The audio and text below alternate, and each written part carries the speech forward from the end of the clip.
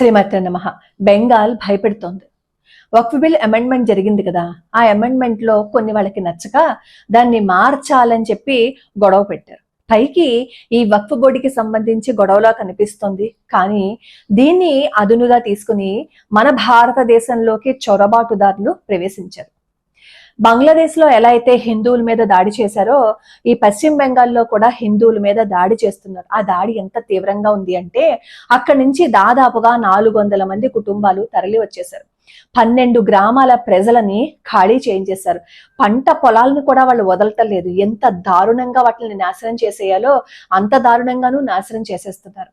16-17 సంవత్సరాల వయసు పిల్లల పాపం వాళ్ళు పెళ్లి చేసుకుని వాళ్ళకి ఒక బిడ్డ, 2 బిడ్డలు ఉంటే అలాంటి వయసులో ఉన్న ఆడపిల్లల దగ్గరికి వెళ్ళి, నువ్వు గనక మా పక్కన పడుకోకపోతే, ఇదే వాళ్ళు ఉపయోగించిన పదం, పడుకోకపోతే నీ భర్తని పిల్లాన్ని కూడా చంపేస్తాము అంటే ఏమీ చెయ్యలేని పరిస్థితుల్లో ఆ పిల్ల తన బిడ్డని తన భర్తని బతికించుకోవటం కోసం ఆ వెధవలు చెప్పింది చేశారు. ఆ తర్వాత ఆ కుక్కల వాగిన వాగుడుంటో తెలుసా, మేము బీజాన్ని నాటాము, దీన్ని గనక తీయించేస్తే బాగుండదని చెప్పి హెచ్చరించారు. అంటే వాళ్ళు ఎంతకి తెగించేస్తున్నారో, వాళ్ళు ఎంత దారుణాలకి పాల్పడుతున్నారో. దానికి కారణం ఏంటి? వాళ్ళందరూ కలిసికట్టుగా చేస్తున్నారు. మనం ఎందుకు కలిసికట్టుగా ఉండట్లేదు? మనం ఎందుకు ఐక్యతగా ఉండలేకపోతున్నాం? ఎవడో ఎక్కడి నుంచో వచ్చి ఎవడు ఎవడిని రక్షించడు. మనమే ఒక శక్తిగా మారాలి. మనం కూడా తరచుగా ఒక 100 మంది 200 మంది కలిసి ఒక చోట చేరి గుంపుగా మనం కూడా సమాలోచనలు చేయాలి. భారతదేశంలో ఏం జరుగుతోంది, బెంగాల్లో ఏం జరుగుతోంది, ఈ విషయాలన్నీ మనం చర్చించుకోకపోతే మనం మన ఉనికిని కోల్పోతాం. అలాగే చిన్న చిన్న పిల్లల్ని, వాళ్ళని ఎంత తీవ్రంగా బాధ పెట్టాలో అంత తీవ్రంగాను బాధ పెట్టేసి చెయ్యకూడని దారుణాలు వాళ్ళ మీద చేసేస్తున్నారు. అవన్నీ చూస్తుంటే కడుపు తరుక్కుపోతోంది, కడుపు మండిపోతుంది. ఎవరో వచ్చి మనల్ని రక్షిస్తారు అని అనుకోవటం పొరపాటు. మనకి మనమే ఒక శక్తిగా ఎదగాలి, ఒక శక్తిగా మారాలి. మనకి మనమే స్వయం సేవకులుగా మారి యుద్ధం చెయ్యాలి. యుద్ధం చేయకుండా నిద్రపోతూ నటిస్తే ఈ రోజు వాళ్ళు ఏం ప్రకటిస్తున్నారో తెలుసా? పశ్చిమ బెంగాల్ మాది అని ప్రకటిస్తున్నారు. మొన్నటి వరకు బంగ్లాదేశ్ లో అరాచకాలు సృష్టించారు, ఇప్పుడు బెంగాల్లోకి వచ్చేసారు. తర్వాత నెమ్మదిగా ప్రతి రాష్ట్రానికి చొరబాటు పడిపోతారు.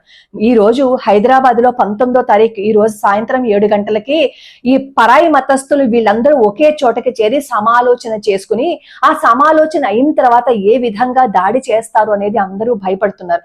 ప్రతి ఊరిలోనూ ఈ వక్ఫ్ బోర్డుకి సంబంధించి ఏవైతే సవరణలు చేశారో దానిలో ఉన్న సవరణలు ఇష్టపడక ఎంత అరాచకాలు సృష్టించాలో అన్ని అరాచకాలు సృష్టిస్తూ ప్రతి చోట ర్యాలీలు నిర్వహిస్తున్నారు.